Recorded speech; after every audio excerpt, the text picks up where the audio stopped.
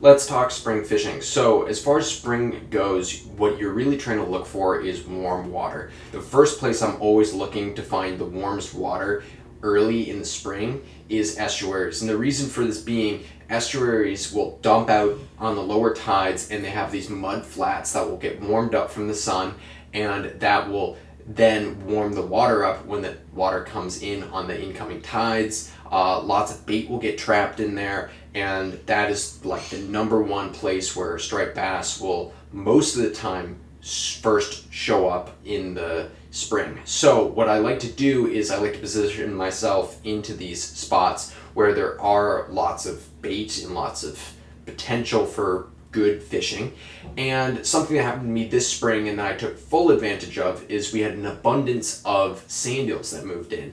And sand eels are a small bait fish that's actually not even an eel, but it's a small bait fish, and they tend to swim around in good pods of fish. And when the striped bass are blitzing on them or feeding on them heavily, they tend to be pretty finicky, but if you have the right lure, they'll be pretty aggressive. And you can find like certain things work better. I've always found that top water, when they're on sand eels, will make the bass the most aggressive. So I like throwing small topwater spooks. My favorite topwater spook is the Rebel jumping minnow. The Rebel jumping minnow, when there are sand eels around, has a very similar size to the sand eel, and sand eels do jump out of the water.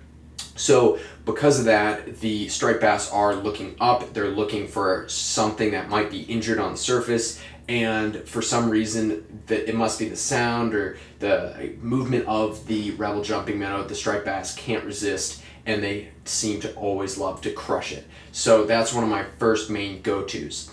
Another thing that I was really looking for this spring was birds, and one of the main birds that I was looking for was the common tern.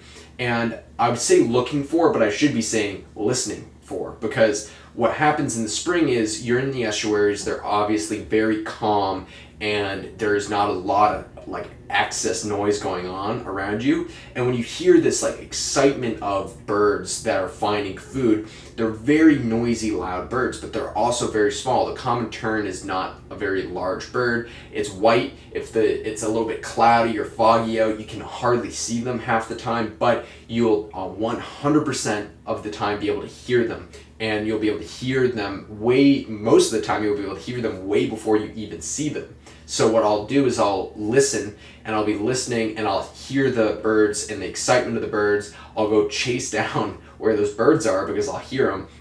And sure enough, this spring we had multiple occasions where these bass were blitzing on the sand eels. And so what I was doing is I was chasing these pods of sand eels up and down these estuaries and even out onto the beach fronts.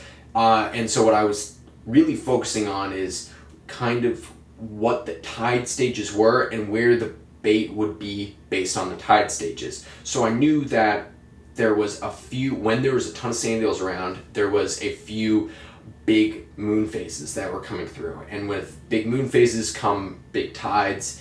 And what was happening is the sand eels on incoming tides are getting pushed really deep into the estuaries. But then on outgoing tides, they're getting pushed all the way out and even onto the beach fronts. And then they would be swimming down the beach fronts, and you would have, birds, and you would have bass and everything like that chasing these sand eels up and down the beaches. And so what I was able to do is position myself depending on the tide stage where I would most likely run into sand eels and where I'd most likely run into bass. So I was really focused on the parts of the tide. I knew that when it was a really big tide, if I had those bass out on the sand beaches, as soon as the tide turned, they would start to move their way slowly into the estuary. So what I would do is I would end up seeing where those birds were feeding and the bass were feeding under the water, and I would position myself a little bit further in at like a point where there would be a little bit of a choke point. Maybe there's a sandbar or something that had a little deeper water where the bass would maybe pin the bait in. And what I would do is I would stage myself up there and I would fish that, and sure enough what would happen is as the tide continued to, flood into the estuaries, the bass would come by, boom, and I'd get into them really good. And it would be funny because you'd get into them really solid, you'd get fish, and then all of a sudden it would slow down, you get one hit here, one hit there, and then okay, those bass have moved past me.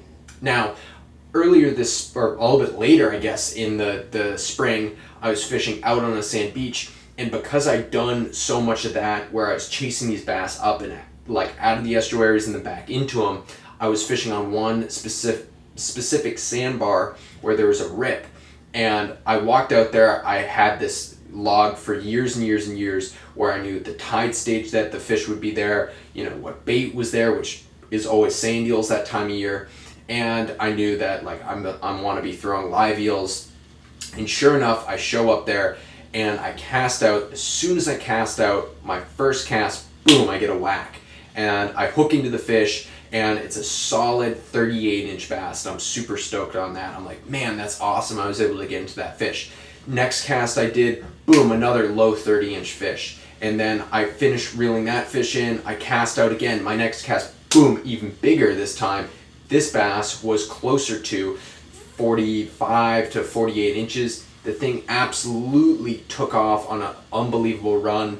It was funny because the thing almost acted like it wasn't hooked when I first hooked it. As soon as I got it in closer to the sandbar, the thing just woke up and exploded with energy and completely took off. And I was so stoked because I had some lighter gear that day, and it was just a blast. I land this bass, it's 35 to 38 inches, very nice fish. I didn't measure it, I just unhooked it and then released it back into the water. It was just a really big, wide fish, so that's why I'm saying it's such a big inch range, because I couldn't really tell how big it was because it was a really big, wide fish, so it seemed like it was really big, but I don't know if it was quite as long as I thought it was. And anyway, I was able to get that fish in and land that fish, and as soon as I released that, it went quiet. And I was really curious why, the fishing all of a sudden went quiet. And I started to move further and further down the sandbar because I knew that, okay, on these tides where they were much larger than this tide, but on these tides, the bass were following the fish, or following the sand eels into the estuary. So what I did is I moved further and further closer to the estuary, and sure enough, about a quarter mile further down the beach, closer to the estuary, boom, I got into the fish again. Every cast, 38, 39, 40, and it was like a nice, like solid bite, and then they would move again. I would walk further down the beach, and boom, I would get into them again. So being able to recognize that when you're fishing in the spring, it's all going to be based on water temperature, and the bass are going to congregate around places where the water is warmest. And so that is something that you can always keep in your mind as a staple of what's going to happen in the spring. The other thing you can keep in mind is if you can pattern down where the fish are going to be based on visual cues during the day, they're going to do the same thing at night. So you will find those fish out on the beaches, at the beginning of the incoming. They might have gotten pushed out during the end of the outgoing, and so during the beginning of the incoming, you might be able to chase those fish further and further into the estuaries, and you might end up getting into fish the whole night rather than just that short 15-minute window where you might have a big tide and that tide might come flooding in. You might not have a chance to fish where you're fishing, or the bass will move and you'll be like, oh crap, the bass are gone. No, they just moved a little bit further down the beach. So what you want to do is you want to just chase those fish like you would during the day, but do it at night, and that will give you a better chance at getting into some fish. If you like this video, please like and subscribe, and I'll see you next time.